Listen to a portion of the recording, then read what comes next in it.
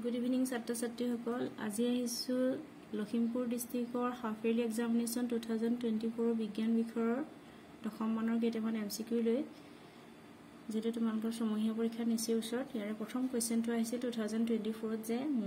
মৌল এটা তৃতীয় কক্ষৰ দ্বিতীয় কক্ষৰ 50% ইলেক্ট্ৰন আছে এমৰ পাৰমাণবিক সংখ্যা হ'ব ইয়াত এড দিছে 10 বিট দিছে 12 সিট দিছে 14 আৰু ডিট দিছে 18 ইয়াত দিছে মৌল m আৰু ইয়াত তিনিটা কক্ষ আছে আৰু তৃতীয় কক্ষৰ দ্বিতীয় কক্ষৰ 50% ইলেক্ট্ৰন আছে আমি জানো প্ৰথম কক্ষত মৌল ইয়াত দিয়া আছে m মৌলটো ইয়াত তিনিটা কক্ষ দেখুৱা হৈছে 1 2 3 প্ৰথম কক্ষত দুটা ইলেক্ট্ৰন সোমায় আৰু দ্বিতীয় কক্ষত 8টা ইলেক্ট্ৰন সোমায় আমি জানো আৰু তৃতীয় কক্ষত প্ৰশ্ন দিছে যে তৃতীয় কক্ষত দ্বিতীয় কক্ষৰ 50% যেহেতু দ্বিতীয় কক্ষত 8টা ইলেক্ট্ৰন আছে তাৰ 50% হলে 4টা হ'ব গতিকে প্ৰথম কক্ষত দুটা দ্বিতীয় কক্ষত 8টা আৰু তৃতীয় কক্ষত 4টা তাৰ ইলেক্ট্ৰন মৌলটোৰ ইলেক্ট্ৰনিক বিন্যাস হ'ব 284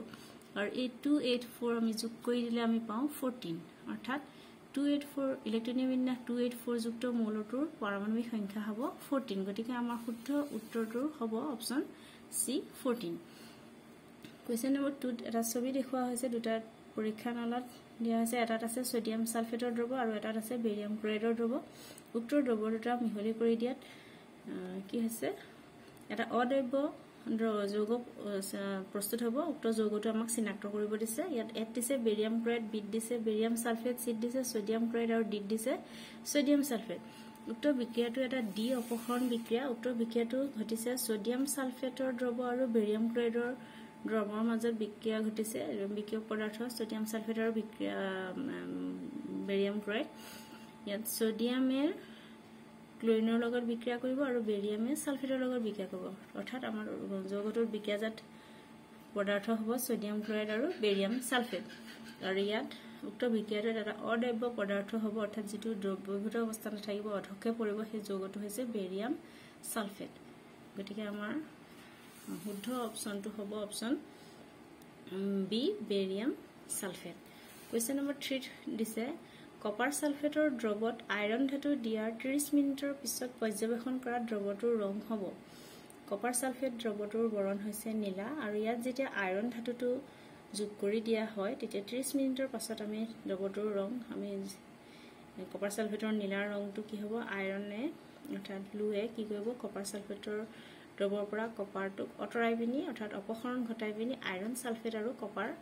মুক্ত অৱস্থাত প্ৰস্তুত কৰিব তেতিয়া কি হ'ব কপাৰ সালফেটৰ নীলা বৰণটো নাইকিয়া হৈ যাব যেটো আইৰণটো কপাৰতকৈ বেছি সক্ৰিয় মৌল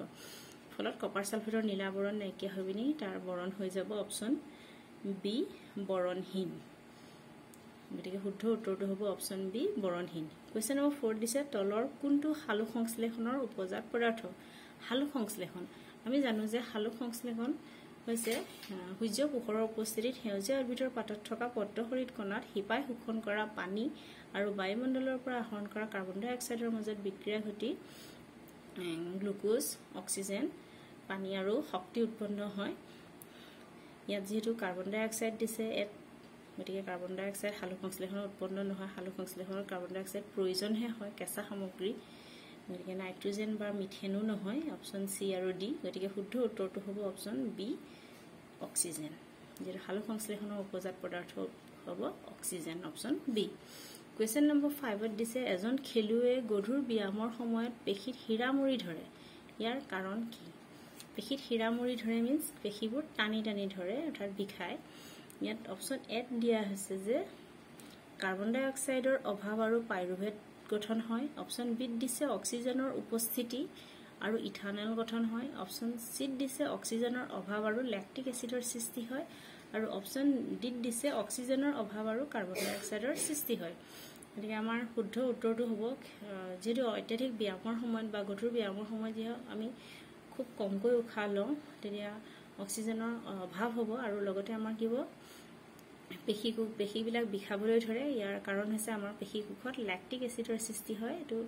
গতিকে অপচন সি টো শুদ্ধ হ'ব আমাৰ অক্সিজেনৰ অভাৱ ঘটিব আৰু ল্যাকটিক এসিডৰ সৃষ্টি হ'ব অপচন সি তাৰ পিছত আহিলে কোৱেশ্চন নম্বৰ 6 কোৱেশ্চন নম্বৰ 6 দিছে এটা বস্তু এখন উত্তল দাপোনৰ সন্মুখত ৰখা হয় ইয়াৰ প্ৰতিবিম্ব গঠন হ'ব উত্তল দাপোন আমি জানো উত্তল দাপোনে সদায়